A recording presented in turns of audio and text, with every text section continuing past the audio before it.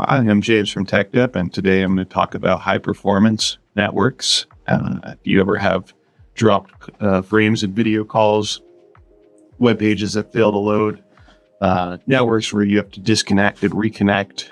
And if you're just seeking, extremely high performance, this is the only way to get it. Today, we're going to be talking about wired networks and how to make them. They're extremely low cost. They do take a little bit of time to implement and run the cables.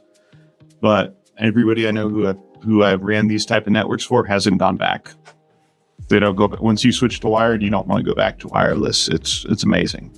However, for enterprise networks, wired remains the golden standard. One is because once you have a certain number of machines, it actually becomes cheaper. And two is because once you have a certain number of machines, it's the only way to do it. Not only are they much more stable, they don't require constant reconnection. But when you have to support 1,000 people who are maybe not computer literate, having them constantly disconnect, reconnect, changing their own Wi-Fi settings, messing with the channels, messing with their own broadcast signal, it becomes really unmanageable really quickly, and individual users can break things trying to make it better for themselves.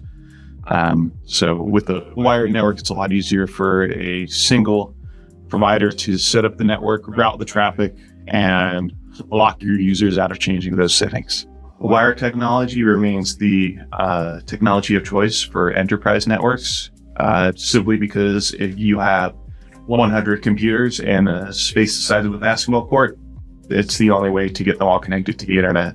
Wireless will become too muddy, too much interference, and it's just not possible.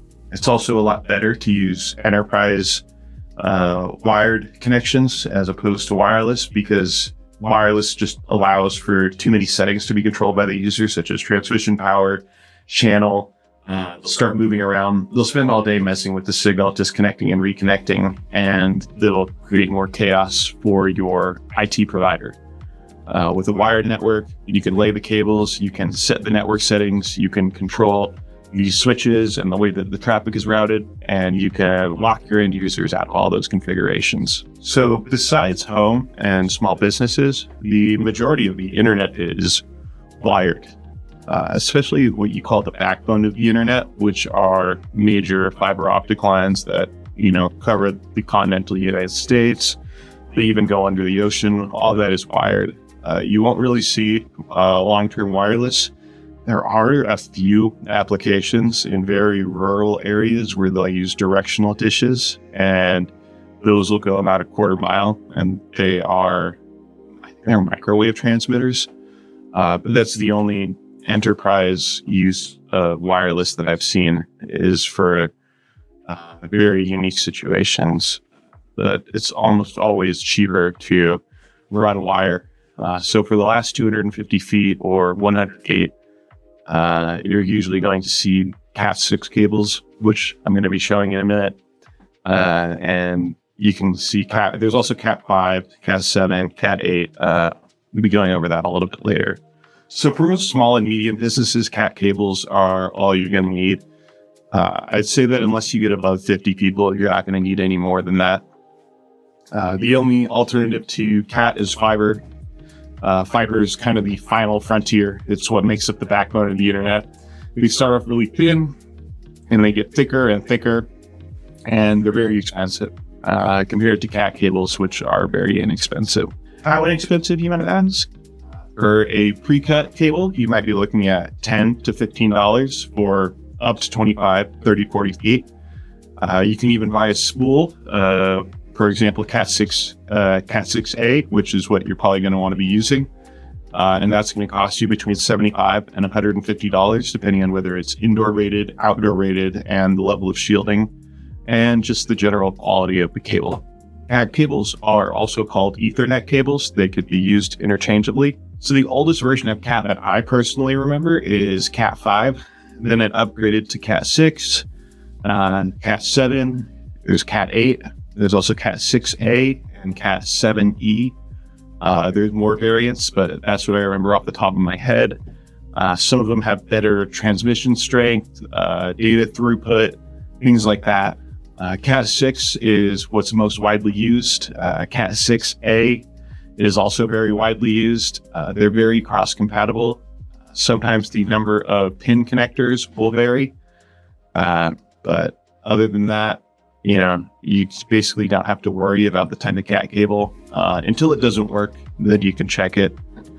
But typically there's a lot of backwards compatibility. And the only thing I've heard is if you can't use Cat 8 with Cat 5 sometimes, which is the newest and the very oldest that I've heard of. But generally compatibility is not an issue. And so typically, the higher the label, the higher the number, Cat 8 is the newest, Cat 5 is the oldest. And so what I brought with me here today is a sacrificial cat cable. This is a Cat 6A, which has 8 contact points in the head. As you can see, there are 2 sides of the cable.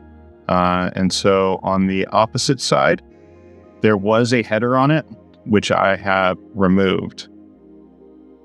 The head of the cat cable separates 6 to 8 wires, in this case 8. You can see the actual colors of the wire. So as you can see, this is the cat head that I've removed. You can see the 8 contact points and the 8 wires that go into it. So what the cat head does is it separates and holds these wires to the contact points. Every network technician knows how to make these. And the hard part about making them is making sure that these wires go in the correct order. You've got orange, blue, green, and brown. And so if you look, you can actually see the order is brown, brown, white, green, green, white, blue, blue, white, orange, and orange, white. Of course, if you have it flipped over, that order is then backwards, depending on what your perspective is. So your cat head must match the cable type because this is the cat cable and it has 8 wires. If you go with the Cat 7 or 8, the wires you might end up with 9 cables, you might end up with 6 cables, and it just won't work because the head is designed for a different amount of cables. These wires are copper. And they just make a simple electrical contact. So in order to make a cat head, these copper lines must be stripped and inserted into the head and then crimped using a Ethernet crimping tool. The hard part is that they've got to be wired in the correct order, and it can be challenging to line up all 8 wires correctly. An experienced tech should be able to do this quickly and efficiently, and there are tools that exist to make this a fairly quick process.